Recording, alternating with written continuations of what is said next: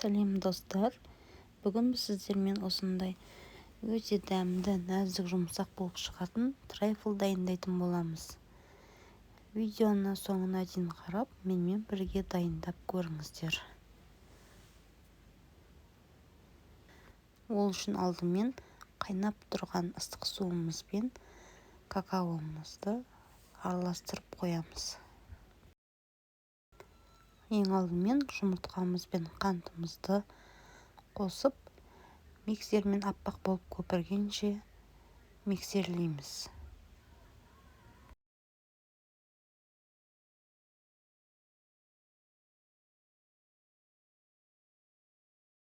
Міне осылай аппақ болып көпірді. Енді осының үстінен сұйық майымызды қосып, тағы да араластырып аламыз.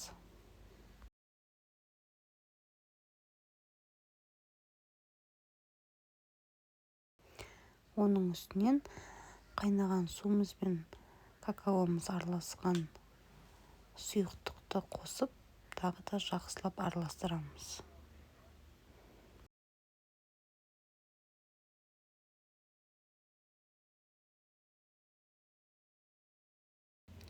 Енді осы массамыздың үстінен електен өткізілген ұнымыз бен разрыхителімізді салып, тағы да араластырамыз.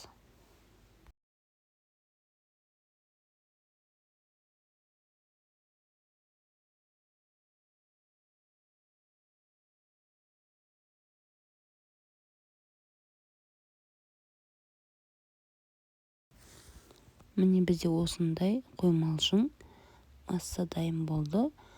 Енді осыны өздеріңіз қалаған кез келген формаға құйып, қызып тұрған пеште 180 градуста 50 минут пісіріп аламыз.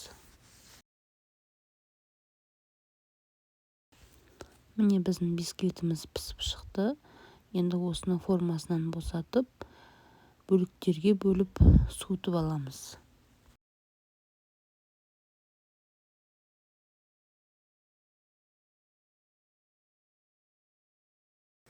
Бисквитіміз суығанша кремін дайындаймыз. 33% салқын кілегейді құйып, миксермен қоюланғанша миксерлейміз.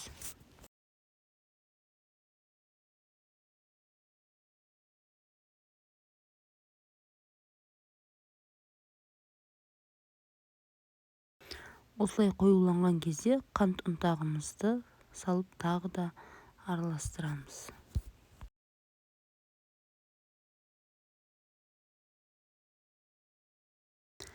Енді суыған бисквиттерімізді алып, тағы да осы видеода көрсетілгендей майда бөлшектерге бөлеміз.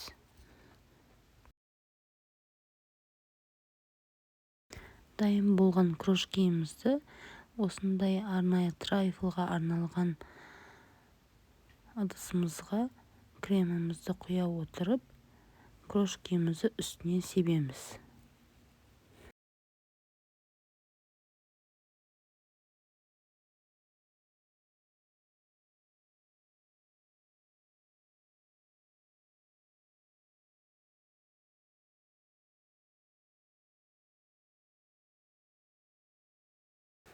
Осы видеода көрсетілгендей ыдысымыздың барлығына крем мен корждарымызды осылай салып шығамыз.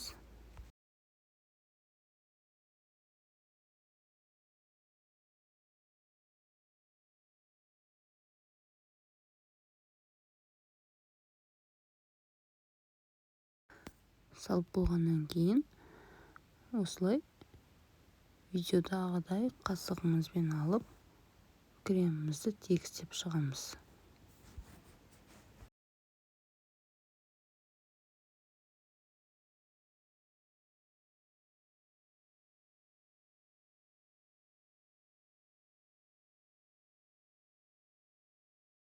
Енді трайфлдарымыздың үстіне ерітілген шоколадты сәл суытып алып, осылай құйып тегістейміз.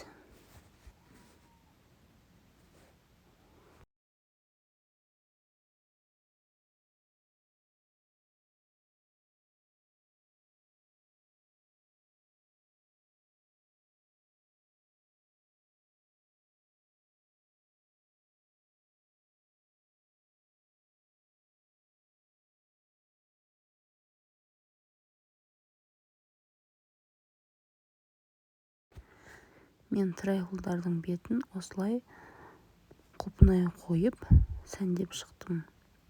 Сіздер де өз қалауларыңыз бойынша сәндесеңіздер болады. Керек емес десеңіздер қоймасаңыздар да болады.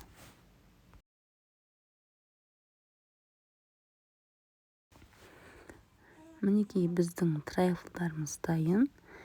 Видеода көріп тұрғандарыңыздай өте керемет, әдемі. Жесеңіздер ауыздарыңызда ериді. Сіздер де видеоны соңына дейін толық қарап, лайк басып, комментарий жазып, менімен бірге дайындап көріңіздер. Сіздерге өте қатты ұнайды. Келесі кездескенше сау болыңыздар.